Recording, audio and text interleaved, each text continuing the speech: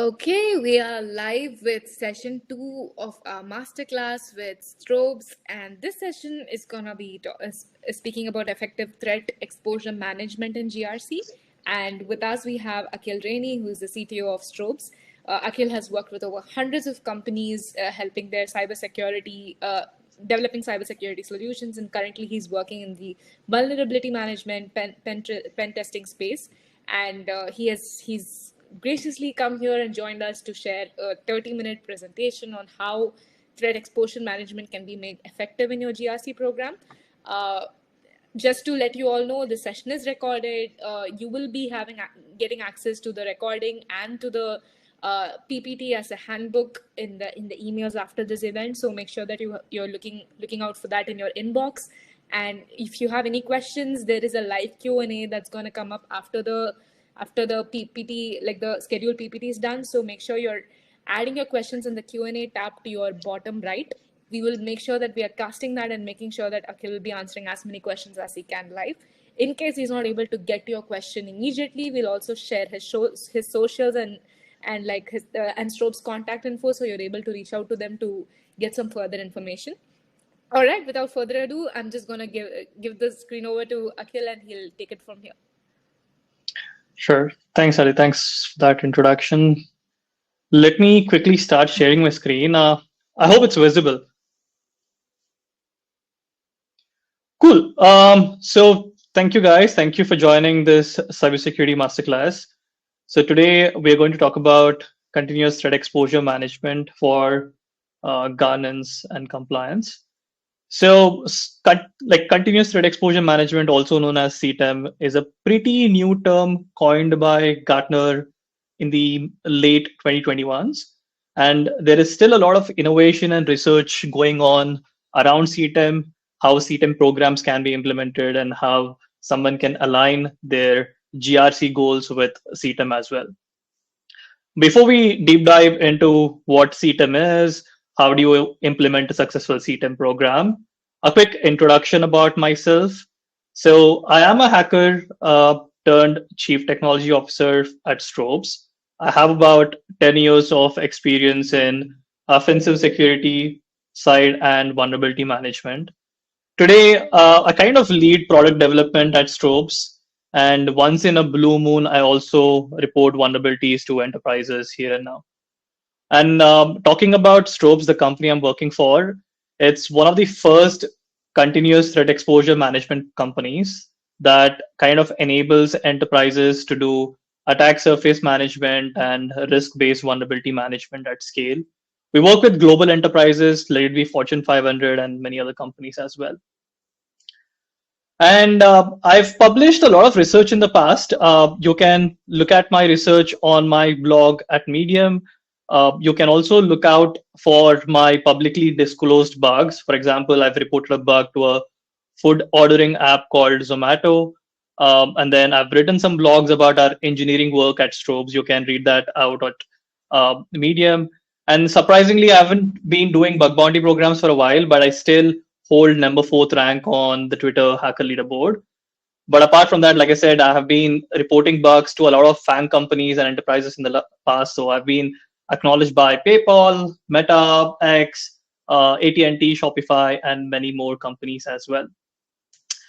But yeah, enough about me. Let's try to talk about today's agenda. Let's try to talk about what CTEM is, how do enterprises implement CTEM, and then how do you align your GRC goals with the CTEM program that you're implementing, right? So in today's presentation, we will kick off with the overview about CTEM, and then we will understand what threat exposure is about. You know, what are all the places or entry points within an organization that are exposed to threats, and then we will talk about implementing a successful CTEM program, and then we will talk about. Okay, there is a poll. Please feel free to answer that, but I'll go on blabbering. Then we also talk about asset management and how do you maintain like a robust asset inventory and scale accordingly. And then we will talk about vulnerability aggregation and prioritization, which is one of the key steps in implementing the CTEM program. And then last but not the least, we will talk about how do we align this entire CTEM program to meet your governance and compliance goals. Right. We will also have a 10-minute time period for Q&A. If you have any questions, feel free to ask. But if at all you want to reach out to me separately on LinkedIn or Twitter, I'm more than happy to answer them. Okay, so let's talk about CTEM. So this is just a gist. I will deep dive into what actually CTEM is, but from a gist standpoint, so you know that a lot of organizations spend very heavily from a defensive security standpoint, right? You might have heard about AVs, you might have heard about MDRs, XDRs, SIM solutions, and whatnot. So when you talk about all these solutions, these are from a defensive standpoint, right? An attack comes into an organization, and these different defensive tools kind of protect you from that attack, right? Or maybe not. But if you talk about a proactive approach, that is where like pen testing or attack surface management or a CTEM program comes into picture. So CTEM is primarily the offensive side of things, wherein you proactively try to identify what are the entry points within your organization and try to harden them by assessing the controls. So from my past experience that I've worked with a lot of these enterprises, so what I realized is all these enterprises spend millions of dollars on investing on defensive side of tools, right? But end of the day, a lot of these tools are running on a passive mode, or a lot of these tools are running on a passive mode, or a lot of these tools are running on a default mode. Like they don't change the configuration as per their organization needs. And they always believe that they are very secured, but until unless they conduct like a offensive security program or something like that, and then when they assess their controls, that's when they realize that a lot of these tools can be bypassed. So a CTEM program primarily focuses on this side of the story, wherein you do scoping, you do discovery, you do prioritization of vulnerabilities, and then you validate those attack paths, and then you mobilize your entire teams to patch those things, right? So I'll deep dive into all these 5 pillars in a while. But if we move on, let's try to understand the threat exposure of any organization as such. So when we talk about threat exposure of an organization, imagine like there is an enterprise. It can be on cloud or hybrid. And now when we talk about threat exposure, it's like all the entry points from where an attacker can get into the organization. Let's say there is a machine running on a cloud service, like a EC2 instance, right? So from a external standpoint, let's assume that an attacker hacks into it, like he got a command code execution or code execution and things like that. And then they get into the system. That's the first attack path. And the second attack path can be an IAM role attached to that EC2 instance with, let's say, very high privilege. And then they bypass, like they try to use that misconfiguration, and then they try to escalate their privileges, and they try to get root admin on that cloud account.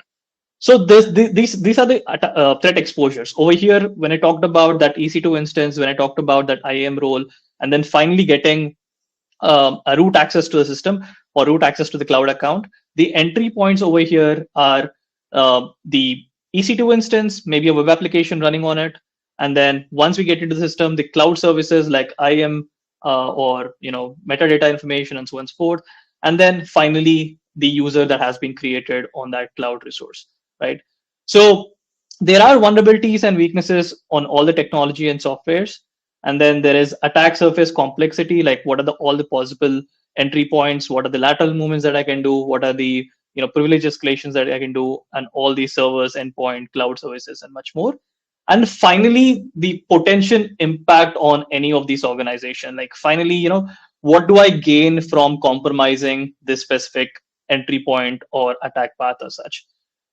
Is there a availability issue for the organization? Is there a financial loss for the organization?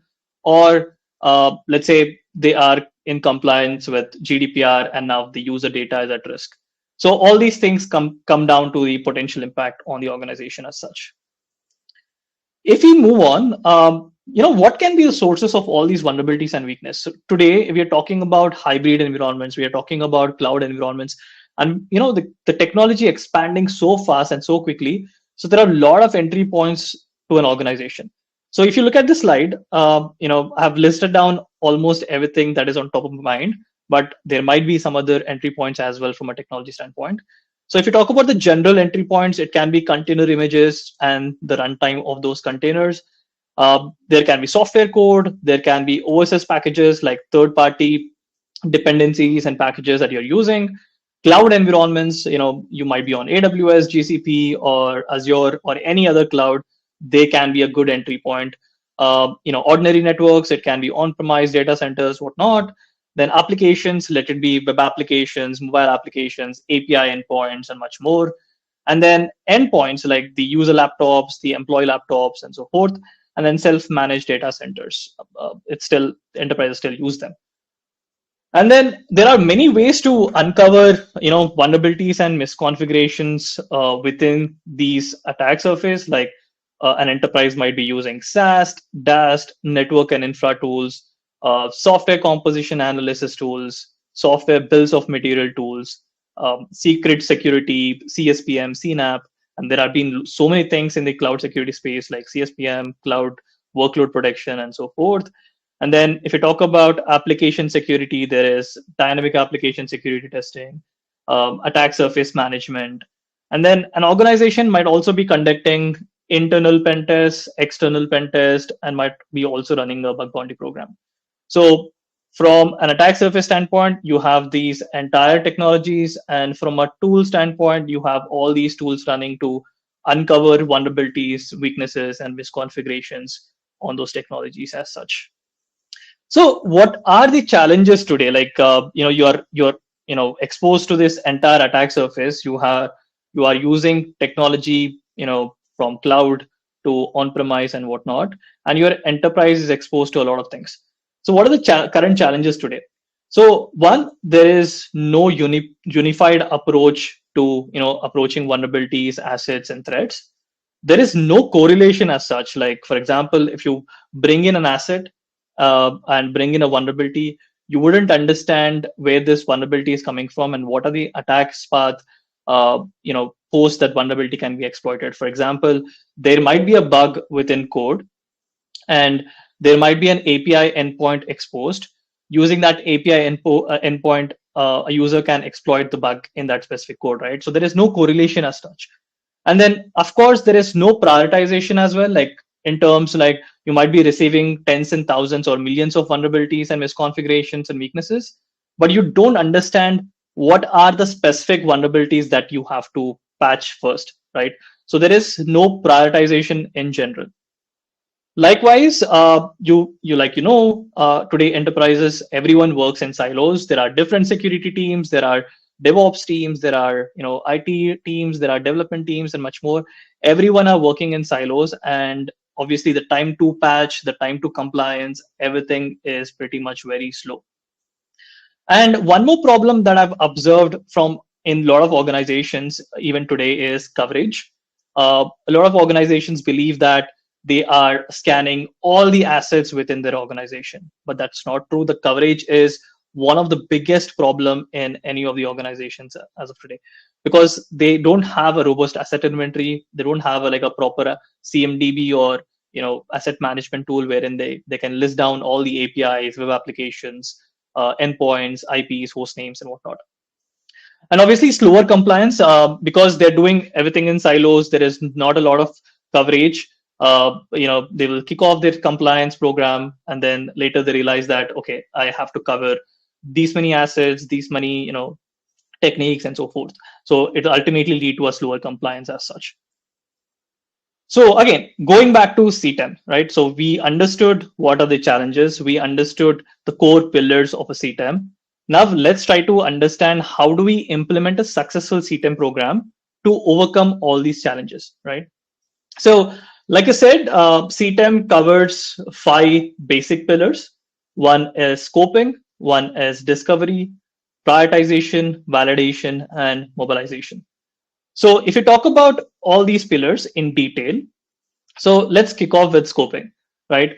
So one of the suggestions that I give to any of the organizations or any of the security leaders out there is make sure you spend as much time as possible on your scoping phase, right? So you need to have like a centralized asset inventory. You need to run attack surface scans, discover as many assets as possible from a perimeter standpoint, like with whatever is externally exposed, likewise whatever is internally exposed as well, and then maintain a comprehensive asset management. I'm going to talk in detail how you can maintain a comprehensive asset management, what are the attributes that you can tag these assets with, and so forth.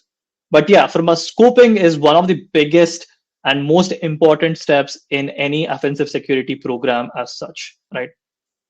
The next phase that we are talking about is the discovery phase, right?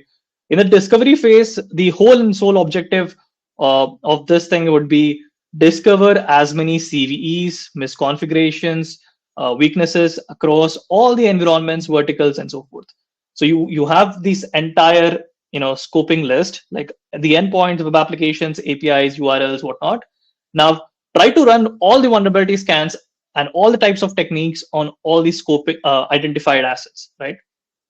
The next thing that you have to do is have a unified view of all these risks, let it be vulnerabilities, weaknesses, and whatnot. And the third most important step is to achieve 100% coverage.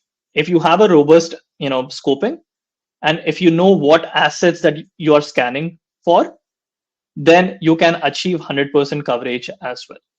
So the scoping and discovery are a very important steps for any successful CTEM program.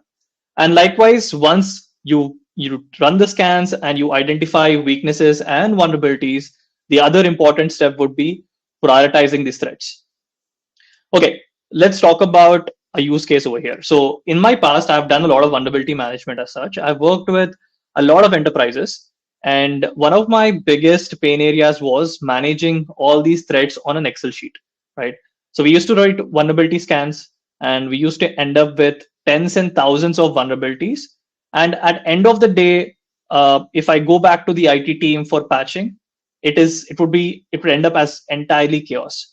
So what I used to do was I used to write some automation scripts to automatically prioritize vulnerabilities and then give back a list, like a cumulative list or a seeded patch list to our secure IT folks, so that they can patch the top level things and a group of vulnerabilities will get patched, right? So prioritization is one of the very key important steps within any organization while implementing a CTEM program. The first and foremost thing that you do is identify all your critical assets during the scoping itself. Like you might have assets with a lot of PII information, and you might have assets with just static content for hosting static websites as such. So identify the critical assets and the informational assets and so forth, and correlate that data with your vulnerability data as well. Likewise, whenever you're getting vulnerability information or threat information, try to identify, or enrich that data with threat intelligence, wherein you understand, what's the vulnerability category like? Is it like a code execution, or is it like just a client-side vulnerability? So you will always rate a code execution higher than a cross-site scripting or a client-side vulnerability. But if you look at the NVD database, obviously there are all sorts of vulnerability. There are cross-site scriptings with even CVS score greater than 8, and then code executions with a score less than 8 or so and forth. But it is very important to understand the context of vulnerability, the ease of exploit, and then also understand, do they have like a active exploit, available in the public? Are threat actors or threat groups actively exploiting these vulnerabilities, and so forth? So prioritization is one key phase of this entire CTEM program. The next thing that you do is validation, right? So you prioritize the vulnerabilities. Now you need to understand what are the worst case scenarios. Like I was telling in the start, once you identify an entry point, it can be from a perimeter standpoint. Let's say you found an web application that is vulnerable to SQL injection or code execution. But what are the attack paths that can lead to, let's say, compromise of a domain controller, or let's say a compromise of cloud root account, right? So you need to build attack paths and identify the worst case scenarios that are possible. So validation quickly helps to eliminate false positives, quickly help you to bump up the severity or the risk of these vulnerabilities, and then ultimately patch, right? The last and foremost thing is mobilization. So one of the things that I preach, one of the things that I tell all my junior security folks, other folks out there, is that when I talk with teams, I'm not like a security, police or something, right? I talk sweet. I try to build a culture with the DevOps teams, with the engineering teams, and so forth, so that security becomes a culture and a part of their day-to-day lifestyle, right? So mobilization is one of the key important steps, and within mobilization, I suggest that I recommend build good training programs, build good culture within the entire organization. So in mobilization, you need to identify who are the asset owners and stakeholders that are responsible for the vulnerabilities and misconfigurations. It can be a single vulnerability or it can involve multiple teams. Especially in the modern world, you talk about a lot of microservices and stuff. So there is always a lot of teams involved to a patch vulnerability. So identify the asset owners, stakeholders, and involve them in this entire vulnerability fixing. Use tools like ServiceNow and Jira. So one of the things that I hate to tell, but I also preach is that when developers are already familiar with, let's say, GitHub, Jira, or ServiceNow, IT folks are familiar with ServiceNow. Don't bring in a new tool to kind of make their life hell, right? Integrate with tools like ServiceNow or Jira and make their life easier. Make sure that their stories are at one place, and then you just push data into those platforms as such. And obviously coordinate with the teams to patch the risk and revalidate them. That will help you in this mobilization thing. So yeah, so these are the 5 important pillars of a CTEM program. And if you implement these 5 pillars in your organization, you would be in a better shape from a offensive security standpoint as such. So moving on, let's talk about asset management. So this is one of the key important steps in any of these organizations, and like I said, is a very important steps in implementing a successful CTEM program as well, right? So if you're talking about asset management, you need to understand what's the technology out there, and if it comes down to your organization, what is the organization using?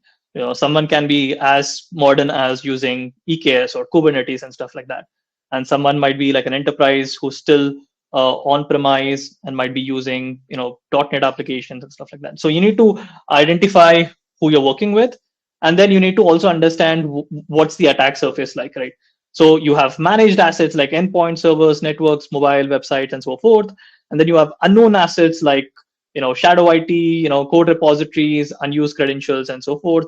And there are third-party assets. You might be subscribed to SaaS applications that can be third-party, and you might have mergers or acquisitions and so forth. And then IoT devices and bring your own devices and much more. So this is from an asset management standpoint. You need to know what's in your organization, what's connected to your network, and what can be a great entry point for any of these attackers. Classic example, these times remote work is very common. Even bring your own device, like people working on from their own laptops, from a remote place can be a great endpoint if they connect to the office VPN, right? So you need to identify all these things and have a proper CMDB in place to figure out what are the assets and who's using it. So from an asset management standpoint, I say this. So a lot of these organizations believe that they know what's running within their organization, but that's not true. So if you look at the circles over here on the screen, what you don't know is a lot. What you know is, okay, a bit of it. And then what's being tested, like what's being vulnerability scanned for, and what's being assessed for security controls and so on and so forth, is a tiny bit of it, right? So a lot of these companies, from a compliance standpoint, they might go out there and try to run vulnerability scans on all these assets identified, right? But if you look at from an entire organization standpoint, like I said, there might be third-party websites, there might be mergers and acquisitions, and there are a lot of BYOD and endpoints and so forth, can be great entry points into your organization. Once they get into any of these endpoints, they can do lateral movement and probably escalate into what's being tested as well. So it's very important to identify or get to know what's running on your organization, and then test everything that you can. So one of the things that makes asset management really useful if I have to decide whether a company or an organization has a great asset inventory, these are the questions I will ask them. So do you have an idea about how many of your endpoints have AV, EDR, etc., installed? Do you have the data with you? Do you have the data of how many external applications have firewall or WAF enabled on them? you know and the next question I would ask them is, do you have like a data like or a CMDB wherein you have all these endpoints, servers, applications, networks, cloud, and when was the last scanned timestamp? So if you have the data, you're great at an asset management standpoint. A classic example, I got an email from one of our customers, and like I said, we continuously run some attack surface scanning techniques on all our customers. Is that they made a website live on 17th April, and our attack surface tool has picked it up on 18th of April. So they did not have WAF installed on it. So instead, if they had a proper CTEM program in place and they had proper asset management techniques, they would have had the WAF configured on this asset, and then probably the vulnerability wouldn't have been exploited as such. So this is a classic example that happens with all the enterprises out there and all the startups, organizations out there. So what are the current challenges with asset management, right? So Excel sheets, I hate Excel sheets. It's high time that we move away from Excel sheets.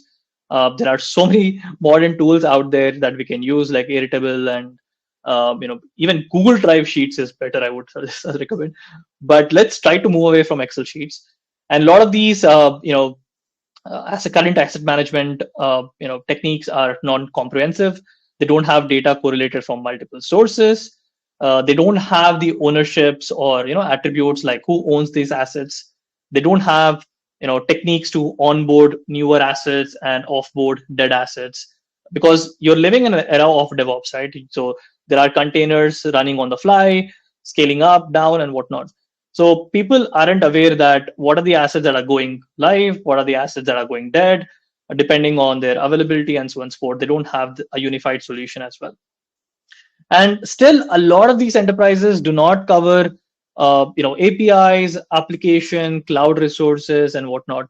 Uh, I'll be very honest: 99% of the enterprises do not have an API inventory, right? They might have Postman collections or open API collections, but they don't have a robust inventory for their APIs. That's a sad truth. Now let's talk about how can you build a proper asset inventory. So first thing, like I said, move away from Excel sheets. Get an open source tool, alternative to track a large amount of data. You have tools like Defect Dojo, or you can even use Strobes. Have a centralized solution for asset inventory. Integrate with all your teams and technologies. Importantly, leverage your cloud inventory tools and integrate with the asset inventory as well. The other thing that you have to do is track the ownership. Like, you need to know who owns all these specific assets. It can be cloud resources or it can be applications and whatnot. Have a software bills of material in place, especially if you have code repositories, container images, endpoints, OS, golden images, or whatnot. Have a software bills of material in place, like what are the open sources installed, or what are the softwares installed on the systems, what version of them are they outdated and whatnot. And add as many attributes as possible to all the assets that you have collected, like sensitivity. Like, do you believe this asset is critical to your organization? Add it. Do you believe the exposure of this asset is behind the firewall or behind a perimeter? Add those attributes. If you believe that AV is installed on these assets, add that flag. EDR installed on these assets, add that flag. And likewise, if all these assets fall under PCI scope, give that attribute to these assets. If they fall under GDPR scope, give that attribute. And other important information that I ask enterprises to do is, have the timestamp of the last vulnerability scan performed on this asset. What's the business unit and what region it belongs to. And if you ask me what can be tracked within an asset inventory, and it's not limited to what I'm going to say now, but these are the few things that you definitely have to gather as a part of your asset inventory. CIDRs, IPs, endpoints, servers, web application URLs, mobile applications, API endpoints, everything on cloud, container images, OSS software dependencies, like I said, SBOM and stuff like that. So, like I said, to achieve 100% coverage, just a recap, move towards a centralized inventory solution, have a comprehensive asset tracking, and uh, add as many attributes as possible, and then automate everything as possible. So now let's move to the other part. Let's talk about vulnerabilities and risk aggregation as of today. So at the start of the presentation, I was talking about, what's the attack surface like and how many different tools are we using today to uncover vulnerabilities, misconfigurations, and weaknesses, right? So let's pick up a use case. If you're talking about DevOps, within a DevOps itself, there are so many tools that you can implement. Like while you're writing code, while you're setting up containers, while you're writing IAC infrastructure as code, while you're deploying, once it goes live, containers, and so on and so forth. So there are a lot of possibilities wherein you can implement vulnerability scanning techniques or weaknesses scanning techniques as such. But again, if you look at this, the challenges with the current implementation is that, again, you have a lot of Excel sheets. You have multiple dashboards to log in. There is no correlation between vulnerability data coming from one source to another. There is no enrichment of threat intelligence. So some tools might provide threat intelligence enrichment, some tools might not. Again, because there is no correlation, there is not a lot you can do with threat intelligence as well. There is improper or no taxonomy or compliance mappings. Like when I say taxonomy mappings, they don't have like OWASP, NIST, or PCI mappings or GDPR mappings, SOC 2 mappings, whatnot. So I don't have, not all the tools support those things. And obviously, it's really tough to align with your governance goals. All the organization have different goals. So you need a customizable tool that you can customize to meet your governance goals as well. So like I was saying, you have all these different tools like SAST, DAST, network and infra, SC and SBOM, secret security, and so forth. And you need a unified solution wherein all the vulnerability data, weaknesses, and misconfigurations that are coming from these tools are pulled into a unified solutions. I would recommend obviously looking into unified vulnerability management solutions on Google. One of the common open source solutions out there is Defect Dojo or Faraday. But yeah, there are a lot of other solutions as well. Like we provide one as a CTEM platform you can look up as well. So like I was saying, from a vulnerabilities and risk aggregation standpoint, you pull in all the vulnerability data along with the asset information into one single unified place. So now you have a better control over the prioritization, better control over validation. And ultimately, once the data is pulled into the unified solution, later you can push it out to patch management tools, incident management tools, ticketing tools, SIM tools, and whatnot. So this is like a great practice that any of the enterprises have to implement so that their vulnerability management and asset management becomes clean and it's not chaotic as before. So the other important parts that we were talking about in implementing a CTEM program is risk-based prioritization to patch vulnerabilities. We also have a white paper that is available on our website. But yeah, from a risk prioritization standpoint, these are the general steps that you have to take in understanding whether to patch a vulnerability or not. So you look at the vulnerability severity. A vulnerability severity is a common thing that is coming from all these vulnerability scanning tools. It can be critical, high, medium, low, whatnot. The second thing that you look at is the vulnerability category that we just talked about. Like if a vulnerability is a code execution, is it like a client-side vulnerability? Is it a cross-site scripting, remote code execution, whatnot? And then you will look at, does the vulnerability have a public exploit available or does it have 0-day? And then you will figure out, is it being weaponized or not? Like, again, if you enrich this data with threat intelligence, you will know that some threat actors might be weaponizing some CVEs into ransomware or malware. So you need to have that information. And the next, you need to have asset context, like what's the sensitivity of the asset that this vulnerability is affecting? And then you need to understand the exploit complexity, and then the final patch priority as such. So if you're doing all this, I promise you that, let's assume that you have hundreds and thousands of vulnerabilities, you can bring it down to just 1% of vulnerabilities that you need to patch today. So if you do that, you would be in a better place and there would be 99% less chances of getting breached for sure. Now that we talked about, how to implement CTEM, and we talked about asset management, vulnerability management, and much more, let's talk about the GRC goals in a CTEM program. So again, these GRC goals that I've written down over here are very general, but I believe from an organization to organization standpoint, they can change, and it's very customized based on the teams that we are dealing with, right? So from a GRC goal standpoint in CTEM, the first and foremost thing is policy development. We would encourage to identify the roles and responsibilities and expectations on managing these cyber threats standpoint. So design a policy for your asset management, vulnerability management or vulnerability assessment, then patch management, and also have a policy for incident response endpoint. Like, let's say you have been breached, so what are the next steps that you need to take to dodge the situation as such, or to kind of rectify that situation as such. Also have a risk management framework in place. A lot of these enterprises do have a risk management framework, but that is not robust or thorough. It's high time that we update these risk management frameworks. We talked about the risk-based prioritization of vulnerabilities. Get that into your risk management framework. Also have policies for your oversight and accountability, like who are the stakeholders for patching these vulnerabilities in case of breach or whatever happens, who are the stakeholders that need to take care of these things. Also make sure your compliance and standards are in line with these entire things. Like you are a banking company, you might have to be in compliant with PCI DSS. So design your frameworks and policies in compliance with PCI DSS.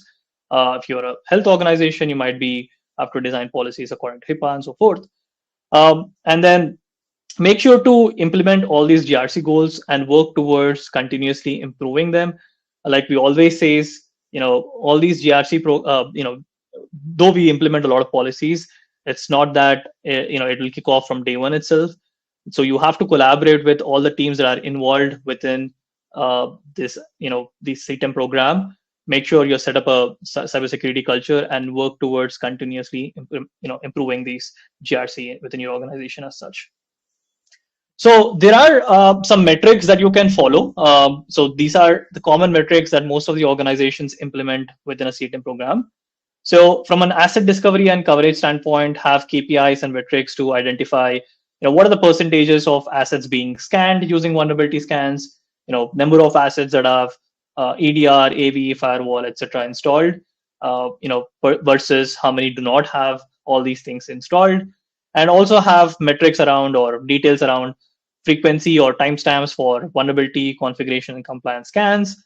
And then, like I said, have metrics or count for how many of these assets have been discovered from, let's say, asset discovery or just a vulnerability scan and so forth. Likewise, from an vulnerability identification and assessment, have a combined view of all the vulnerabilities divided by various counts, like severity, how many of these are highly prioritized versus lowly prioritized. Have a view of all these vulnerabilities by state, have a view of all these vulnerabilities by asset owners and assets as well.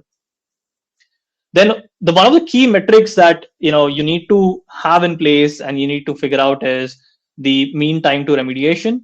So especially the most high prioritized vulnerabilities, you need to set up some SLAs saying that, hey, I need to fix my critical vulnerabilities in a day or two.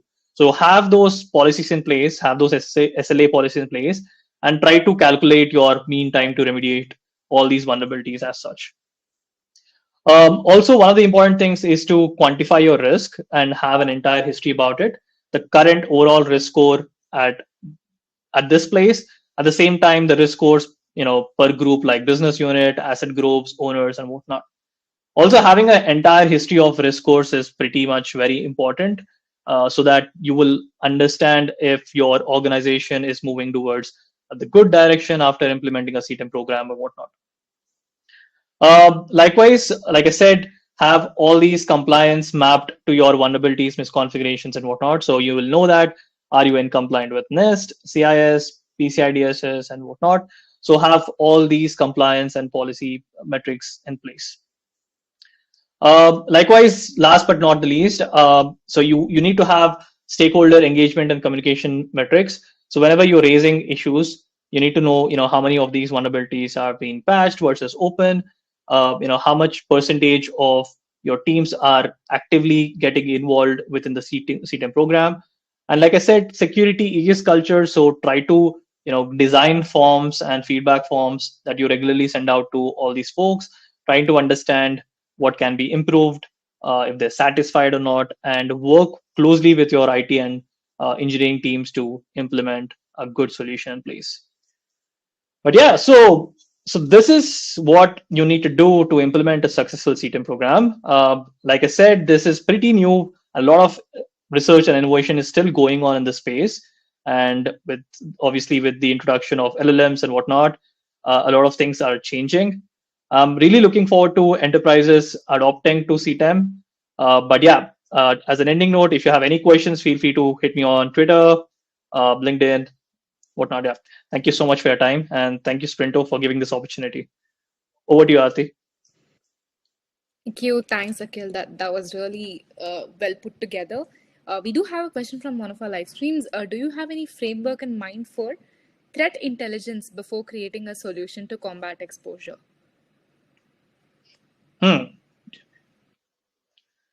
On top of my head, no, not as of now. Yeah. Maybe I'll get back to him. Okay, so there we had linked Akhil's socials for your reference. You can reach out to him there. But apart from that, thank you. We are at the clock as well, so this will wrap up this session. Thanks for joining in for our masterclass. Everyone will get access to all the recordings and the handouts, and we'll see you the next time in our other events. Thank you. Take care. Thank you. Bye.